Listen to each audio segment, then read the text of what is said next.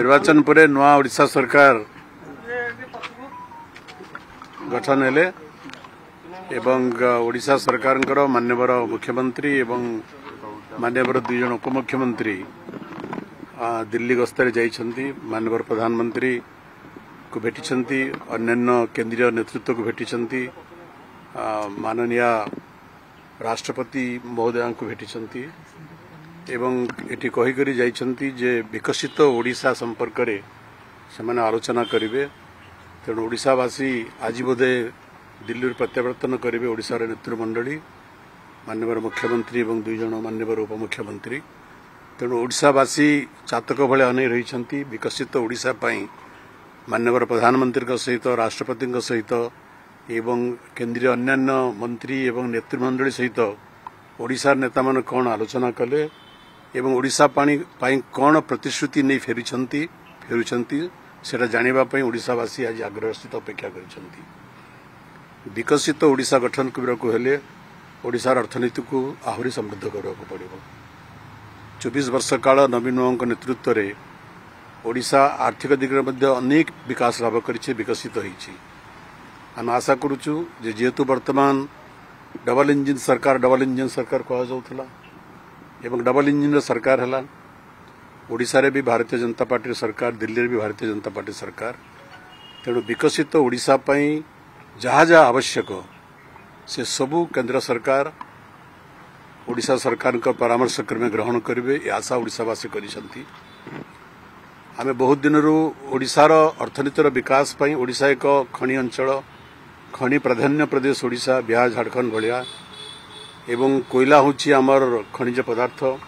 बहुत दिन ओडिशावासी दाबी, ओडिशा सरकार दाबी एवं ओडिशार सबू राजनीतिक दलर दाबी कोयला उपरे रॉयल्टी वृद्धि करा जाऊ। आपण जानती जे आगरू प्रति 3 वर्ष थरे कोयला रॉयल्टी केंद्र सरकार वृद्धि करुथिले। आमर जानिबारे मोर जते दूर मन पड़ुछि 2013 मसिया पर ठारू कोयला रॉयल्टी रो वृद्धि घटी नाही। ओडिशा सरकार का बारंबार निवेदन अनुरोध, मान्यवर पूर्वतन मुख्यमंत्री श्रीयुक्त नवीन पट्टनायक बारंबार अनुरोध निवेदन, प्रधानमंत्री को एवं अन्यान्य विभागीय मंत्री मान को पत्रालाप, साक्षात्कारी आलोचना एवं अनुरोध एवं ओडिशा विधानसभा रे सबु दलर सदस्य मानकर दाबी सत्वे कोयला रॉयल्टी को वृद्धि कले नाही केंद्र सरकार।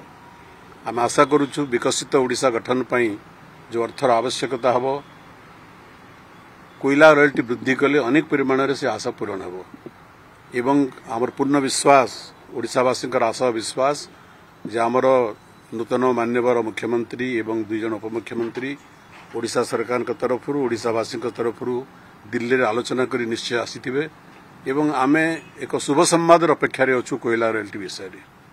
तृतीय कथा होची जे आमर ओडिशार बहु दिनर दाबी जे आगु ताकू कहा जाउथला स्पेशल कैटेगरी स्टेटस बोली करी, परवर्ती काल कहा गला जे स्पेशल स्टेटस स्टेट एवं आमर बहु दिनर दाबी विधानसभा भी दाबी होईची।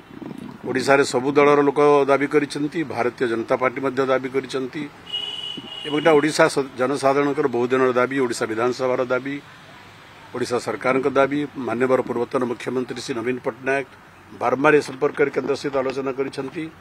तेणु आम ओडिशावासी आशा करुछु जे जो स्पेशल स्टेटस स्टेट रो मर्यादा देले विकसित ओडिशार कार्य आहरी द्रुततर हबो, आहरी गतिशील हबो। तेणु आम आशा करुछु जे ओडिशार मान्यवर नेतृमंडली केंद्र सरकार सहित ए विषय में आलोचना करिथिबे।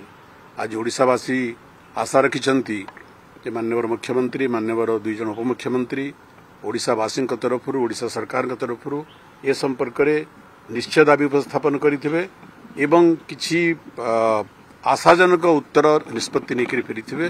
सेटा आज ओडिशावासी आशा रखिछंती, आमे समस्ते आशा रखिछु। देखंतु आमे सब बेले इश्यू वेस्ट हमर समर्थन व विरोध इश्यू वेस्ट थिला, जहाँ राष्ट्र स्वार्थ संपर्कित इश्यू एवं विशेषकर आम जेहेतु एक प्रादेशिक दल ओडिशार जनमानसर आम प्रतिनिधित्व करूँ, ओडिशार स्वार्थ प्रसंग जितेबाला बाधाप्राप्त हुए आम विरोध करिछु एवं जनसाधारण स्वार्थ जिते बाधाप्राप्त हुए, ओडिशार स्वार्थ जिते बाधाप्राप्त हुए एवं सामग्रिक भाव में राष्ट्र स्वार्थ जिते बाधाप्राप्त हुए आम विरोध करिछु। आमर सही भूमिका एबी भी अच्छी। जमती नीट प्रसंग रे आज भारतवर्षर लक्ष लक्ष छात्र छात्री भविष्य को अंधकार भीतर को ठेली दिगला। आज से संपर्क में पार्लियामेंट हुलस्थुल होउछि, अचल हो पड़ी एवं बिजु जनता दल तार आभिमुख्य संपर्क में स्पष्ट करी।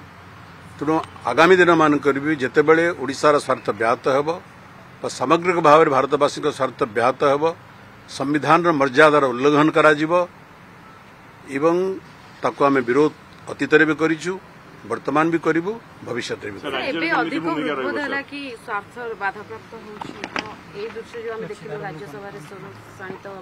नहीं। मु बारंबार कहूची, ताको पुणी थे कहूची जे अतीत इश्यू बेस्ड समर्थन बा विरोध आम करूँ।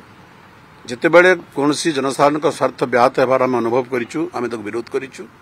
जितेबले आम अनुभव करूँ ओडिशार स्वार्थ समाहित होइछि, साधित होइछि, आम समर्थन करूँ। राज्य में आप प्रमुख विरोध दल अच्छा तो आगामी दिन आभिमुख्य राज्य आम बारंबार कहूँ जे ओडिशार स्वार्थ सहित आम केबे भी सालिस अतीत करना, वर्तमान भी करूँ ना, भविष्य करूँ।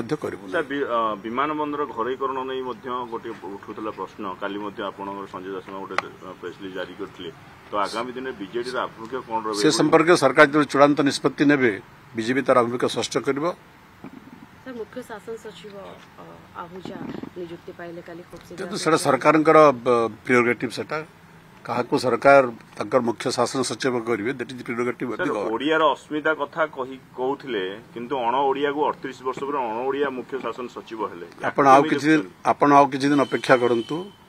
जो माने ओडिया अस्मितार कथा कहूथिले आमे तो गर्वित कि ओडिया अस्मितार भावना को जदि जागृत रखा जाई परिबो, आमे ओडिया भाव रे आमे गर्वित। किंतु घरे पशु पशु चाळ बाजिलानी, एथुर आपण स्पष्ट अनुमान करि पारुथिबे।